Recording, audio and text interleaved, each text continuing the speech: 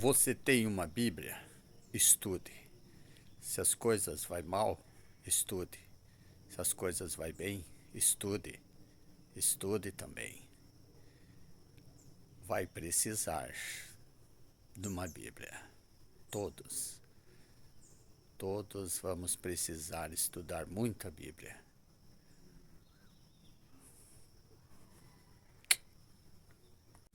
Olá. Eu quero dar um conselho para vocês que querem, desejam ler e estudar a Bíblia. Eu uso a Bíblia, esta aqui, a Bíblia de Jerusalém. Porque, além dela ter os 72 livros, que são de suma importância, 6 a mais do que a versão dos protestantes, ela também tem uma boa tradução, uma boa literalidade e ajuda e facilita o entendimento do Antigo Testamento. Por outro lado, o livro dos Macabeus é tão importante na Bíblia e tem nesta versão, porque ele nos conta, por exemplo, as razões e as causas porque Roma invadiu Jerusalém. Nos capítulos 8 e 12 de Macabeus,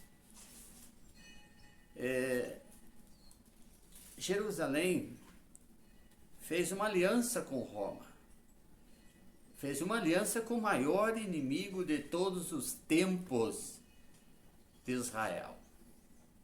Com aquele que iria destruí-los, matá-los, espalhá-los e escravizá-los.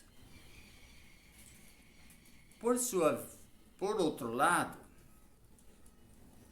quem tirou os 6 livros da versão da Bíblia deixou um livro que eu considero muito bom, mas o Cântico dos Cânticos de Salomão é um poema erótico, romântico, quase a nível do Kama Sutra. Os poemas quinto e o sexto, eles descrevem uma relação sexual da forma mais linda possível. Bonito, ótimo, eu acho importante. Mas como fonte histórica, para quem estuda a história de Israel e de Jerusalém, do povo judeu, o livro dos Macabeus é muito importante porque ele também relata lá uma relação com os gregos, com Antíoco, quando Antíoco ele profanou o templo de Jerusalém. Então essas histórias você não consegue entender apenas na versão da Bíblia protestante, conhecida aí como Bíblia evangélica. Tem outras, não precisa ser exatamente a Bíblia de Jerusalém, mas realmente é mais caro, mas eu acho que vale a pena você guardar um pouco de dinheiro e investir num bom livro. Veja que se tivermos informações, nós podemos entender o que vai acontecer para frente.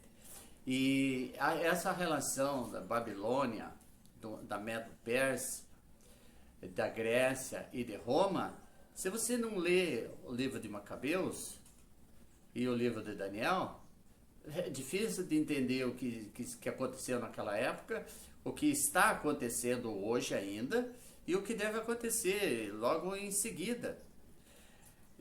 Muito importante. Eu sugiro, quem puder, compre, adquira uma Bíblia. Quem tem celular, quem tem um computador, um notebook, pode baixar uma versão em PDF, é bem mais barato. E estude juntamente com sua família, com seus filhos, e entendendo o passado, com certeza você também vai entender o presente e o futuro. E não precisa ter medo. Você vai descobrir que não precisa temer a grande tribulação agora.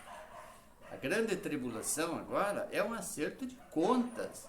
E esse entendimento desse acerto de contas entre Deus e os povos pagãos, você só consegue se você tiver um conhecimento prévio da Bíblia completa. Uma leitura rápida na Bíblia é importante para você se localizar todos os livros. Mas depois de um estudo sistemático, por assunto ou na sequência que está a Bíblia, embora alguns livros não estejam numa sequência temporária, mas todos estão numa sequência lógica, fica muito mais fácil. E você vai entender e vai parar com essa história de dizer que o anticristo vai enganar o povo judeu, que o anticristo deve vir do povo judeu. Não, vocês vão aprender de forma bem simples. As coisas de Deus, elas são explicadas para uma criança entender. Não tem nada de tão difícil de entender. Por sua vez, também vai esclarecer dois assuntos importantes. Primeiro, não vai existir arrebatamento. Essa história de que o pessoal vai ser arrebatado antes da tribulação é muito perigoso falar dessa maneira, porque quando ocorrer a tribulação, a guerra lá do Eufrates e depois o grande terremoto, o arrebatamento significa as bilhões de pessoas que vão morrer nesses eventos. Esses sim, vão ser arrebatados da terra ou desarraigados da terra. Essa listagem de povos que se enquadram dentro dos que a Bíblia chama de injustos. Mas os justos, independente de religião, se você é crente, evangélico, apostólico, católico, budista, não importa a tua religião, se você não tem religião nenhuma, mas importa sim a tua justiça, se você é uma pessoa justa. E justiça significa ser justo com amigos, inimigos, familiares, juízes, por exemplo, que são detentores de todo o poder. O juiz que se corrompe, ele está como se fosse um Deus na terra, e se ele faz isso, ele não é uma pessoa justa, é uma pessoa injusta. E, claro, você vai dizer o seguinte, e onde entra Jesus Cristo nessa história? É o seguinte, todos os povos vão ser julgados no final do mundo, realmente, depois do milênio, todos vão ser julgados. Os bons e os maus vão ser julgados igualmente, todos vão ressuscitar. Essa é uma grande oportunidade que o próprio Messias conseguiu, que as pessoas voltassem à vida, mas vão ser julgados.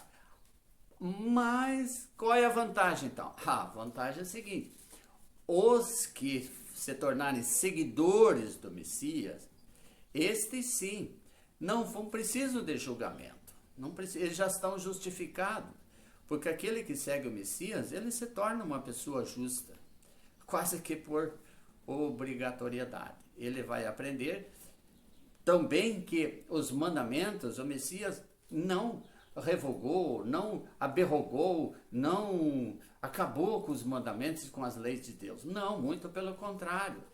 Ele simplesmente justificou que as leis são excelentes, ótimas. São as leis que dão o parâmetro para as pessoas simples viverem, para as pessoas inteligentes viverem de forma justa, para os juízes julgarem de forma justa, para os legisladores criarem leis justas e para os governantes governarem o povo de forma justa.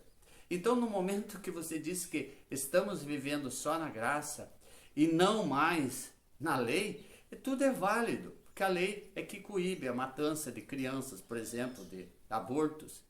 É a lei que diz que você não deve derramar o sangue inocente. Não tem sangue mais inocente do que aquela criança que não pode se defender, né?